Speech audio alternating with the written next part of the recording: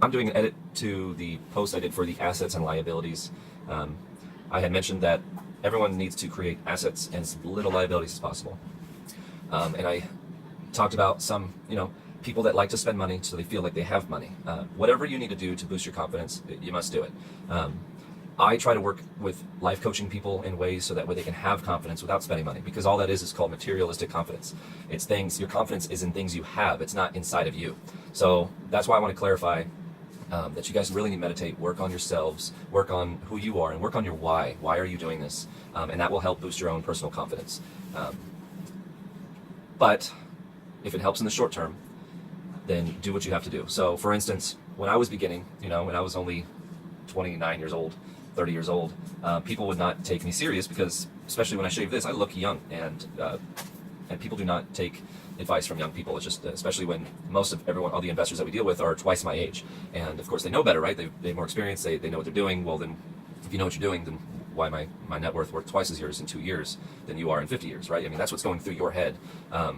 But you can't say that. You can't tell people that. So what do? You go and buy a nicer car. You have a nicer house. You invite people over to your nice house to see your nice cars and to see your fine art on the walls. And people then give you respect. And they say, okay, well, maybe he knows what he's doing. And I literally had to take deposits, the deposit slips that I would get from my bank, telling how much the wire transfer that went into my bank for those deals. And I framed them, and I put them up behind my desk on the wall. Maybe I'll show you sometime here.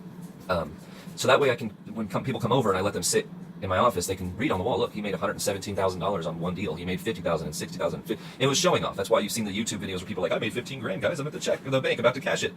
They do that because they need to show you what you're wanting to see anyway. They need to prove to you that they're where you are wanting to be, and they can't do that without braggadocious a little bit. So I did that for a while. I had my nice house. I over-renovated it with quartz countertops and everything, and really did a nice job on it.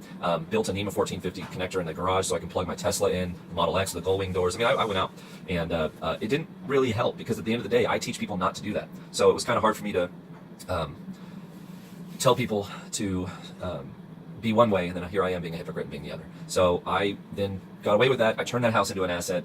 I got rid of the Tesla and the Hummers and the vehicles, and now I got a Dodge Ram. It's a new Dodge Ram, but I needed a truck, right? I needed a work truck. And then I got a badass deal on a Chevy Cruze. It was worth like 25 grand. It's brand new, but it was traded in 2 weeks later, and it had 400 miles on it. So I got it at used price, and I negotiated that $18,000 used price down to $15,000.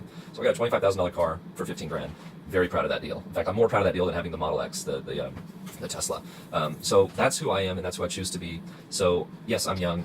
Yes, I do have a Chevy Cruze and a Dodge Ram, and yes, I live in one of my apartments. I don't live in my fancy houses anymore. But that's because I don't pay rent. My tenants pay my rent. My tenants pay my car bills. My tenants pay everything that I own. So I live free. I live okay. And so that's where everyone's trying to get to, is they're trying to get to financial independence, financial freedom. So that's what I'm showing you guys how to get to. There are a couple people that are buying these Maserati, Diablis, I think is what they're called, Maserati. And I kind of feel bad. There's one investor in San Antonio that bought one for himself. But he was one of those investors that kind of wears the Gucci and the big watches at the meetings, and it's like, your net worth is $100,000. And here you are just acting like you're worth $10 million. And it kind of got under my skin a little bit. So I posted a comment saying, hey, congratulations on the Maserati. I didn't know you could buy it for only $30,000. My Mazda is worth more than that. And he didn't like it so much. And so, yes, I'm human, and I'm prone to emotional things sometimes. And it kind of I wanted to prove, like, look, man, like, you're not all that in a bag of chips. Just stop pretending and start acting, start doing, find a better why than just being, arrogant, I guess. And so, for that guy, if you're watching this, I'm sorry. I'm not.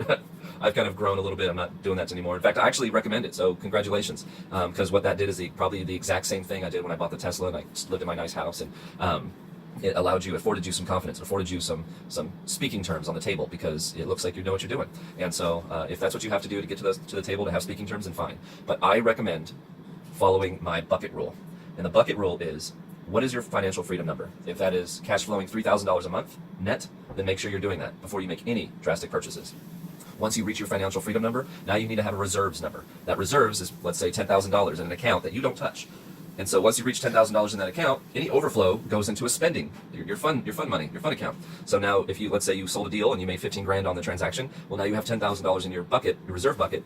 But now you have $5,000 that you can go spend. Go put that in a fund account, because you're making your cash flow, and now you have reserves, you're good. So if you wanted to do a couple more transactions where you've got 30, 40 grand now in your overflow, you can go and spend that. Go buy your nice car. Go do something that makes you feel like you've reached your goal. You have to reward yourself on your goals. So I would pray that you be smart about it. Don't be materialistic. Try to be as minimalistic as possible, because then you'll only see your wealth multiply quicker.